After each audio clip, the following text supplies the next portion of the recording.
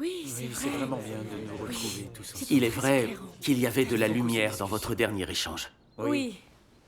Maintenant, j'aimerais savoir, si le Seigneur Jésus est vraiment revenu, pourquoi accomplit-il l'œuvre du jugement? Et comment le fait-il? Pourquoi dites-vous que Dieu Tout-Puissant est le Seigneur Jésus revenu? Oui. Oui. Si vous pouvez échanger clairement à ce sujet, j'aimerais en savoir plus. Oui. Oui, absolument, oui. La plupart des prophéties de la Bible concernent deux sujets, le retour du Seigneur et le jugement des derniers jours. C'est vrai. Il y a au moins 200 prophéties sur le jugement dans les derniers jours. Plus de Il y 200. en a beaucoup. Par exemple, dans l'Ancien Testament, il sera le juge des nations, l'arbitre d'un grand nombre de peuples. Car il vient pour juger la terre. Il jugera le monde avec justice et les peuples selon sa fidélité. Amen. Amen. Et le Nouveau Testament dit, car c'est le moment où le jugement va commencer par la maison de Dieu. Le Seigneur a prophétisé que Dieu accomplirait l'œuvre du jugement dans les derniers jours. Si quelqu'un entend mes paroles et ne les garde point, ce n'est pas moi qui le juge, car je suis venu non pour juger le monde, mais pour sauver le monde. Celui qui me rejette et qui ne reçoit pas mes paroles a son juge. La parole que j'ai annoncée, c'est elle qui le jugera au dernier jour. Amen. Amen. Le Père ne juge personne, mais il a remis tout jugement au Fils. Amen. Il y a aussi dans l'Apocalypse, il disait d'une voix forte, « Craignez Dieu et donnez-lui gloire, car l'heure de son jugement est venue. Amen. Amen. Amen. » Les prophéties disent que Dieu reviendra dans les derniers jours pour accomplir l'œuvre du jugement. Oui. Oui. Ça ne fait aucun doute. Si quelqu'un dit que ce n'est pas pour l'œuvre du jugement qu'il revient dans les derniers jours, ce sont des paroles trompeuses que nous ne devons pas écouter. C'est bien pour l'œuvre du jugement que le Seigneur revient dans les derniers jours. Oui. Les paroles de Dieu Tout-Puissant expliquent comment Dieu accomplit l'œuvre du jugement dans les derniers jours. Christ des derniers jours utilise une variété de vérités pour enseigner à l'homme, exposer l'essence de l'homme et disséquer les mots et les actes de l'homme. Ces paroles comprennent diverses vérités telles que le devoir de l'homme, comment l'homme doit obéir à Dieu, comment l'homme doit être fidèle à Dieu, comment l'homme doit vivre une humanité normale, ainsi que la sagesse et le tempérament de Dieu, et ainsi de suite. Ces paroles sont toutes axées sur l'essence de l'homme et son tempérament corrompu. En particulier, les paroles qui exposent comment l'homme rejette Dieu sont prononcées au sujet de la manière dont l'homme est une incarnation de Satan et une force ennemie contre Dieu. En entreprenant son œuvre de jugement, Dieu ne fait pas que préciser ce qu'est la nature de l'homme par quelques mots. Il l'expose, le traite et l'émonde à long terme. Toutes ces différentes méthodes d'exposition, de traitement et d'émondage ne peuvent pas être remplacées par des mots ordinaires, mais par la vérité dont l'homme est totalement dépourvu. Seules de telles méthodes peuvent être qualifiées de jugement. C'est seulement par un jugement de ce genre que l'homme peut être maîtrisé et entièrement convaincu au sujet de Dieu et acquérir de surcroît une vraie connaissance de Dieu. Ce que l'œuvre du jugement apporte, c'est la compréhension par l'homme du vrai visage de Dieu et la vérité sur sa propre rébellion. L'œuvre du jugement permet à l'homme de mieux comprendre la volonté de Dieu, le but de l'œuvre de Dieu et les mystères qui lui sont incompréhensibles. Cela permet également à l'homme de reconnaître et de connaître son essence corrompue et les racines de sa corruption, ainsi que de découvrir la laideur de l'homme. Ces effets sont tous causés par l'œuvre du jugement. Car l'essence de cette œuvre est en fait l'œuvre d'ouverture de la vérité, du chemin et de la vie de Dieu à tous ceux qui ont foi en lui. Ce travail est l'œuvre du jugement faite par Dieu. Amen. Amen. Elles sont nouvelles pour moi. Je n'ai jamais C'était entendu très beau. ça. C'est nouveau pour moi aussi. Frère Yang, le Seigneur Jésus a aussi prononcé des paroles pour juger les gens et nous avons été purifiés par notre foi en lui. Dieu nous voit sans péché et justifiés. Et il a promis qu'il nous emmènerait dans le royaume des cieux à son retour. Pourquoi devons-nous encore éprouver le jugement de Dieu. Oui. Oui, pourquoi Dieu devons-nous ne encore nous voit éprouver pas le comme jugement de pécheurs. Dieu? Nos péchés sont pardonnés si on croit au Seigneur. Mais sommes-nous vraiment saints? Sommes-nous devenus des gens qui obéissent à Dieu et le vénèrent? Non. C'est vrai. On ment et on pêche toujours souvent. Même quand on travaille et prêche, c'est pour gagner des bénédictions et entrer dans le royaume. En fait, on n'aime pas vraiment Dieu et on ne désire pas lui obéir ni souffrir pour lui. Si on est un jour abandonné par le Seigneur, qu'on tombe dans le désastre et qu'on souffre, on se plaindra de Dieu et on le rejettera. N'est-ce pas un fait? Si, absolument. Absolument. Oui, c'est un fait. Oui. Lisons les paroles de Dieu Tout-Puissant. Oui. Très bien. Tu sais seulement que Jésus descendra dans les derniers jours. Mais comment exactement descendra-t-il? Un pécheur comme toi qui viens d'être racheté, qui n'a pas été transformé ou perfectionné par Dieu, peux-tu être selon le cœur de Dieu? C'est vrai. Quant à toi qui es encore ton vieil homme, il est vrai que tu as été sauvé par Jésus et que tu n'es pas compté comme un pécheur grâce au salut de Dieu. Mais cela ne prouve pas que tu n'es pas un pécheur et n'es pas impur. Comment peux-tu être saint si tu n'as pas été transformé? À l'intérieur, tu es assailli par l'impureté. Tu es égoïste et méchant.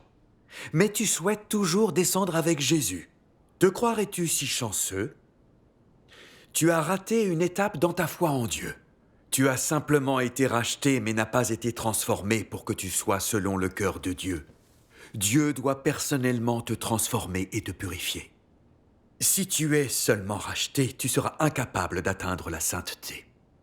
De cette façon, tu ne seras pas qualifié pour partager les bénédictions de Dieu. Car tu as raté une étape de l'œuvre de la gestion de l'homme par Dieu, qui est l'étape clé de la transformation et du perfectionnement. Toi, un pécheur qui vient d'être racheté, tu es donc incapable de recevoir directement l'héritage de Dieu. Amen. Amen. Ces paroles sont éclairantes.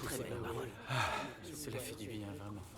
Il serait mieux pour vous de consacrer plus d'efforts à la vérité de la connaissance de soi. Pourquoi n'avez-vous pas trouvé grâce auprès de Dieu? Pourquoi votre tempérament lui est-il abominable? Pourquoi trouve-t-il votre discours répugnant? Vous vous vantez toujours dès que vous faites preuve de loyauté, et vous demandez des récompenses pour de petites contributions. Vous prenez les autres de haut quand vous faites preuve d'obéissance, et vous méprisez Dieu après avoir accompli une tâche mineure. Vous réclamez de l'argent, des cadeaux et des compliments pour avoir reçu Dieu. Votre cœur est en peine quand vous donnez une pièce de monnaie ou deux. Quand vous en donnez 10, vous vous attendez à recevoir des bénédictions et à être distingué des autres. C'est véritablement offensant de parler ou d'entendre parler d'une humanité comme la vôtre. Y a-t-il quoi que ce soit de louable dans vos paroles et vos actions? Ceux qui accomplissent leur devoir et ceux qui ne le font pas, ceux qui dirigent et ceux qui suivent, ceux qui reçoivent Dieu et ceux qui ne le font pas, ceux qui donnent et ceux qui ne donnent pas, ceux qui prêchent et ceux qui reçoivent la parole, et ainsi de suite, tous ces hommes se louent eux-mêmes. Ne trouvez-vous pas cela risible? Sachant bien que vous croyez en Dieu, vous ne pouvez pas être compatible avec lui. Vous savez très bien que vous êtes tout à fait indigne, mais vous persistez quand même à vous vanter. N'avez-vous pas le sentiment que votre raison s'est détériorée au point que vous n'avez plus la maîtrise de vous-même? Comment pouvez-vous, avec une raison pareille, être apte à vous associer avec Dieu? N'avez-vous pas peur pour vous-même maintenant? Votre tempérament s'est détérioré au point que vous êtes incompatible avec Dieu. Cela étant, votre foi n'est-elle pas ridicule? Votre foi n'est-elle pas absurde? Comment vas-tu aborder ton avenir? Comment vas-tu choisir le chemin à emprunter? Amen. Amen. Tout ce que ces paroles disent de nous est vrai. C'est dur à entendre. Oui, c'est vrai. Ce n'est qu'en lisant les paroles de Dieu Tout-Puissant qui juge qu'on voit qu'on a été trop corrompu par Satan et qu'on résiste à Dieu par nature. Quand on se dépense un peu pour gagner des bénédictions pour entrer au royaume des cieux, on fait un échange avec Dieu Quand on comprend un peu la Bible, on l'étale partout pour que les autres nous admirent. Mais quand on vit des épreuves et des désastres, on se plaint de Dieu et on lui résiste. On croit au Seigneur, mais on ne pratique pas ses paroles. On sait juste demander sa grâce et ses bénédictions, comme des mendiants.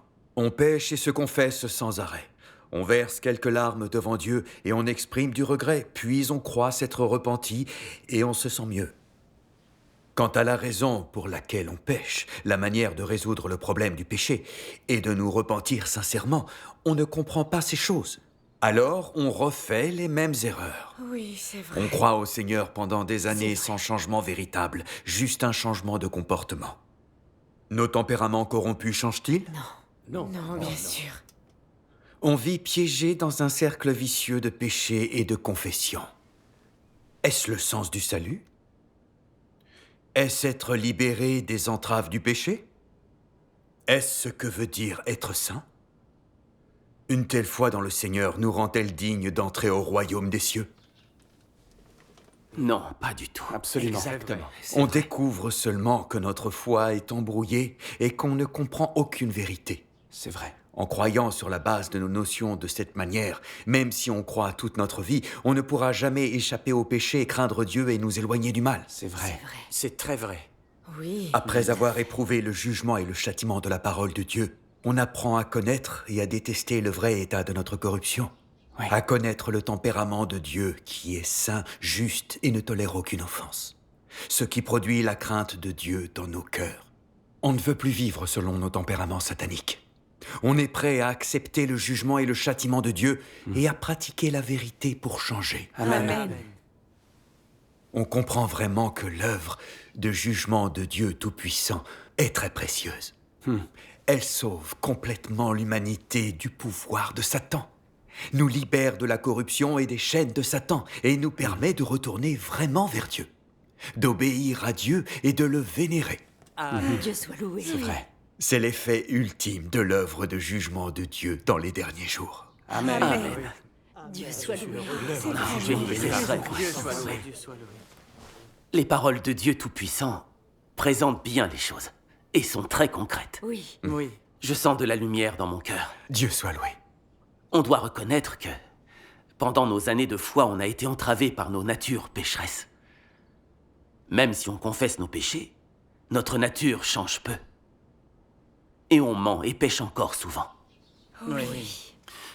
Je me demandais, puisqu'on vit toujours dans le péché et ne se repent jamais vraiment, Oui.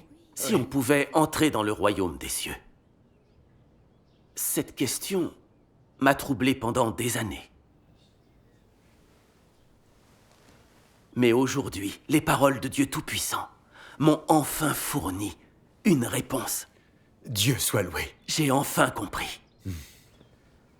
Si on ne se libère pas du péché, on n'est pas pleinement sauvé et on ne peut entrer dans le royaume. Oui. C'est vrai. Amen. Amen. Amen. Dieu soit loué. Oui, c'est ça. Je ne m'attendais pas à ce que les paroles de Dieu soient si concrètes. Pourquoi ne les avons-nous pas étudiées plus tôt? On aurait vraiment dû. On a vraiment été ignorants. Oui. Ça aurait été vraiment utile. J'ai vu un brassard rouge qui me montrait la maison. Ils ont peut-être été informés de notre réunion. On n'est pas en sécurité. Allons poursuivre ailleurs. Allons dans l'entrepôt de ma famille, c'est plus sûr. D'accord. Rangeons tout. Oui. Très bien. Sortons par la porte de derrière. Ne restons pas là. Vite.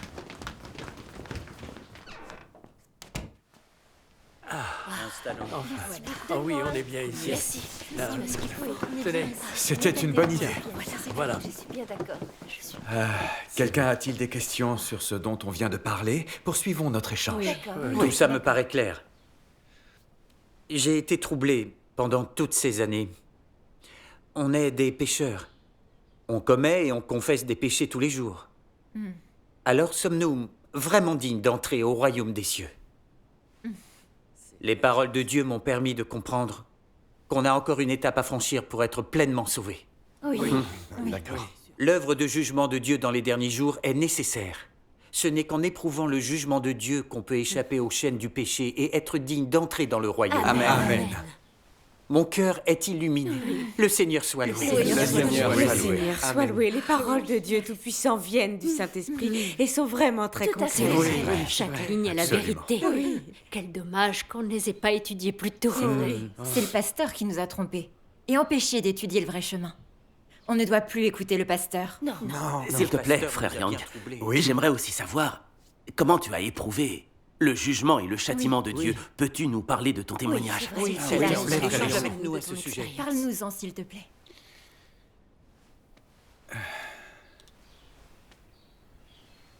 Malheureusement, j'ai encore peu d'expérience. Il n'y a qu'un peu plus de 2 ans que je l'ai accepté. Ah, en effet. On a beaucoup gagné en éprouvant le jugement et le châtiment de Dieu Tout-Puissant. Avant, j'étais un collaborateur de l'église Solafide. Après ma conversion, je me suis dépensé pour le Seigneur. J'ai prêché l'évangile et établi plusieurs églises. Plus tard, le PCC m'a arrêté. La police m'a torturé et forcé à jurer par écrit que je ne croirais plus en Dieu. Grâce à la prière, je n'ai pas fait de compromis avec Satan. Finalement, j'ai été emprisonné 5 ans. 5 ans dans 5 ans? Quand j'ai été libéré, j'ai continué à prêcher, travailler et guider l'église. Tous mes frères et sœurs m'admiraient et disaient que j'avais un témoignage, que j'avais de l'amour et de la loyauté pour le Seigneur. Ça a gonflé mon ego. J'ai cru que j'étais quelqu'un qui aimait le Seigneur et lui était loyal. Je disais souvent avec fierté que j'avais livré la bonne bataille et gardé la foi, et que je serais récompensé et emmené dans le royaume quand le Seigneur viendrait. J'ai été très surpris quand un frère m'a témoigné que le Seigneur Jésus était revenu. Je ne l'ai pas du tout pris au sérieux. Et j'ai pensé, depuis quand crois-tu? Combien de fois as-tu lu la Bible? Et tu veux témoigner du retour du Seigneur? J'ai servi le Seigneur pendant des années. Alors, il m'emmènera dans le royaume des cieux quand il viendra. Tu n'as vraiment rien à m'apprendre. En plus, j'ai lu la Bible de nombreuses fois, et je n'ai jamais lu que le Seigneur viendrait incarné en tant que Fils de l'homme. Ton témoignage a-t-il une base biblique? C'est impossible. Le Seigneur viendra sur une nuée, il est impossible que Dieu devienne chair. Je l'ai chassé, sans le laisser dire autre chose. On a fait exactement la même chose. Oui. Puis les pasteurs ont condamné Dieu Tout-Puissant et lui ont résisté dans l'église. Et j'ai été encore plus sûr d'avoir fait ce qu'il fallait. J'ai aidé les pasteurs à boucler l'église et interdit à nos croyants d'étudier l'œuvre de Dieu Tout-Puissant dans les derniers jours. Plus tard, des frères et sœurs m'ont témoigné de Dieu Tout-Puissant. Ils ont lu beaucoup de paroles de jugement sévères de Dieu Tout-Puissant. Et j'ai entendu que c'était la voix de Dieu, que c'était Dieu qui me jugeait.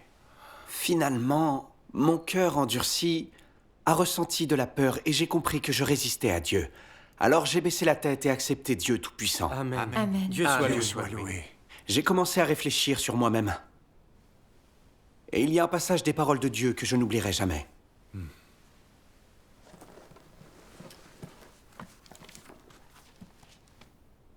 Beaucoup de gens ne s'opposent-ils pas à Dieu et n'entravent-ils pas l'œuvre du Saint-Esprit parce qu'ils ne connaissent pas l'œuvre variée et diversifiée de Dieu?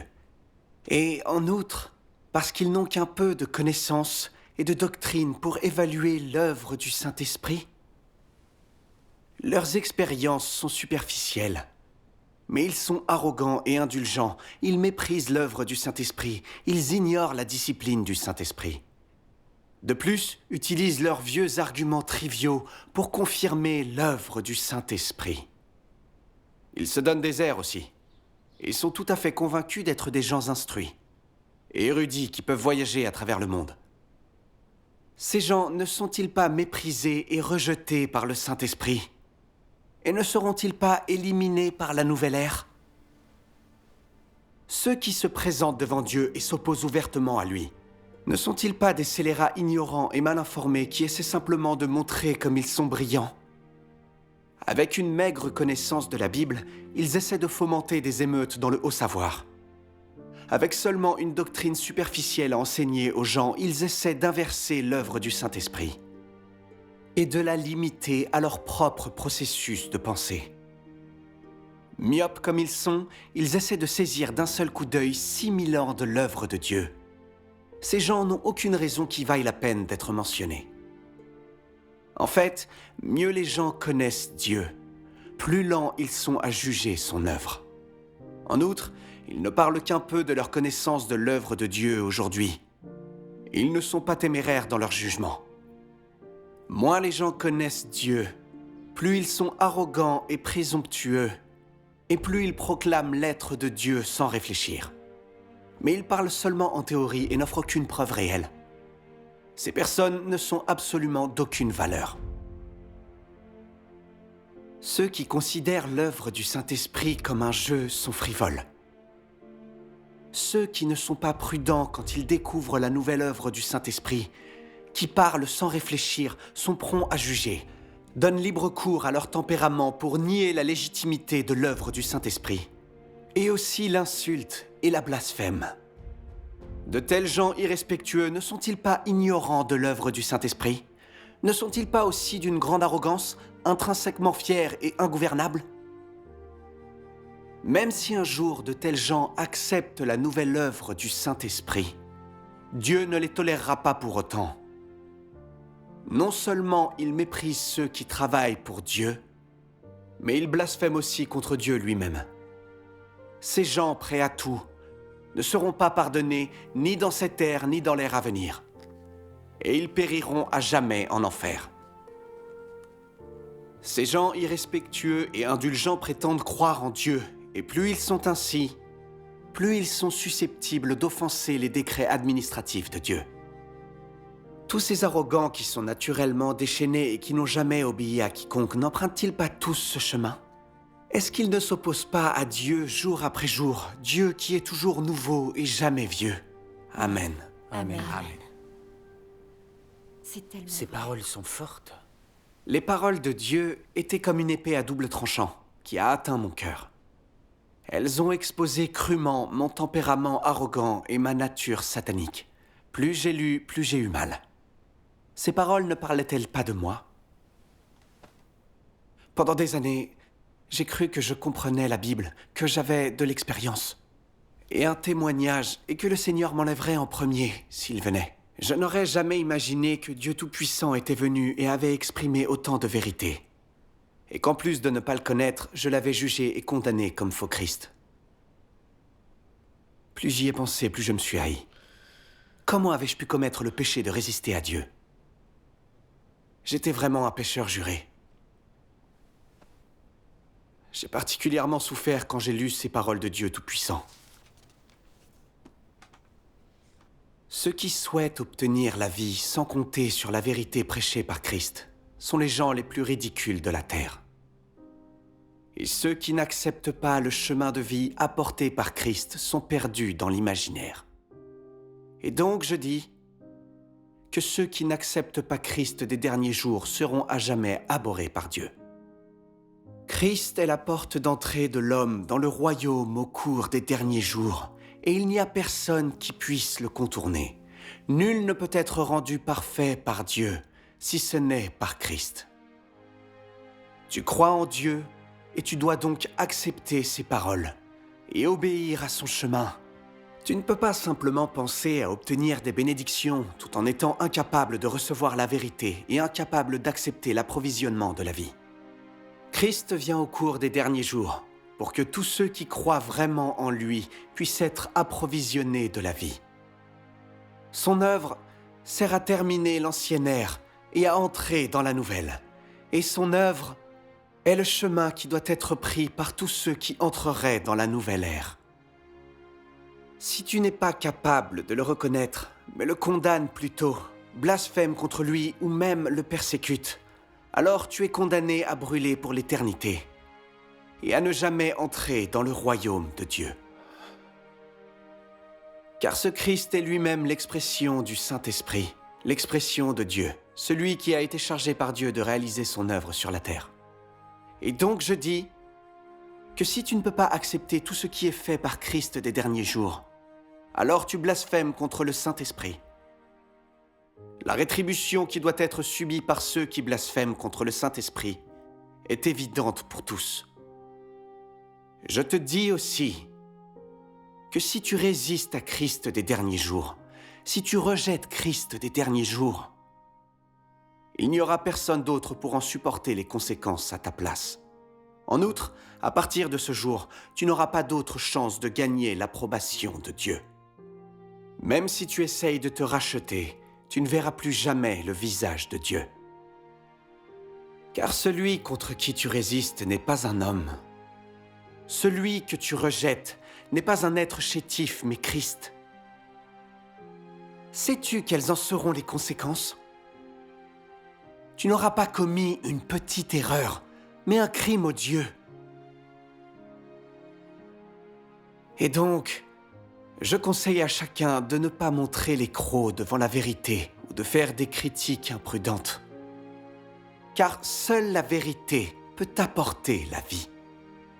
Et rien que la vérité peut te permettre de renaître et de revoir le visage de Dieu. Amen. Amen. Ces paroles sont pleines d'autorité. Ça me fait éprouver un profond remords. Je suis tombé à genoux, avec le cœur lourd. Je sentais que j'étais un pécheur juré, qui méritait d'être damné et puni. Comme je comprenais quelques paroles de la Bible, j'osais résister à Dieu et condamner Christ qui exprimait la vérité. Je n'avais ni foi ni loi. Il n'y avait aucune peur de Dieu dans mon cœur. Je n'étais qu'un antéchrist. En quoi étais-je digne de voir Dieu? J'ai prié les yeux remplis de larmes. Oh Dieu, je ne suis pas digne de ton salut. Punis-moi comme bon te semble. À partir de là, j'ai été bien décidé à me reprendre. Les paroles de Dieu Tout-Puissant m'avaient complètement conquis. Et je voyais clairement un fait. Croire au Seigneur et avoir nos péchés pardonnés ne veut pas dire qu'on obéit à Dieu et le craint. Notre nature qui résiste à Dieu n'est pas résolue, nos tempéraments sataniques sont inchangés. Et quelles que soient nos confessions, notre repentir et nos bonnes actions, nos natures restent hostiles à Dieu. Oui. Quand l'œuvre de Dieu ne s'accorde pas avec nos notions humaines, on lui résiste à tout moment et en tout lieu. C'est un fait que personne ne peut nier. C'est vrai. C'est la vérité, oui. On n'est pas sauvé parce qu'on croit au Seigneur pendant des années. On doit accepter le jugement de Dieu dans les derniers jours, pour que nos tempéraments corrompus soient purifiés. On doit éprouver le jugement de Dieu et connaître son tempérament juste, pour produire de la crainte dans nos cœurs, obéir vraiment à Dieu et accomplir sa volonté. Amen. Alors seulement, on gagne l'approbation de Dieu et on devient digne d'entrer au royaume des cieux. Amen. Le Seigneur Dieu soit soit loué. loué. Cette expérience et ce témoignage Quel sont beau très témoignage. concrets. Ton témoignage est merveilleux. Dieu soit loué. Nous sommes tous des humains corrompus. Même si on croit longtemps au Seigneur, on lui résiste toujours sans le vouloir. Oui, il a raison. Je pense que l'œuvre de jugement de Dieu Tout-Puissant vient de Dieu. Amen. C'est l'œuvre du Saint-Esprit. Amen. Dans les paroles de Dieu Tout-Puissant que tu viens de lire, chaque mot est vrai. Oui, c'est vrai. Moi aussi. Je sens que je suis jugé. À la suite du pasteur, j'ai résisté à l'œuvre de Dieu et je l'ai condamné et j'ai dit beaucoup de choses rebelles. Dieu pardonnera-t-il jamais mes péchés? Je suis arrogant et suffisant. Je comprenais un peu la Bible et je croyais connaître Dieu. J'ai osé commenter et délimiter la nouvelle œuvre de Dieu. Et j'ai failli fermer la porte à Dieu. N'ai-je pas résisté à Dieu, moi aussi? Si. Moi aussi, je dois me confesser à Dieu et me repentir. Amen. Quand j'entends les paroles de Dieu Tout-Puissant, je sens que Dieu nous juge et nous révèle. Oui. Elle frappe vraiment juste. Amen. Amen. C'est la première fois que j'entends ces paroles de jugement et de révélation. C'est vraiment la parole de Dieu. Elle est concrète. Elle est tout à fait convaincante. C'est vrai. vrai. Cet échange est fantastique. Il est merveilleux à entendre. Oui.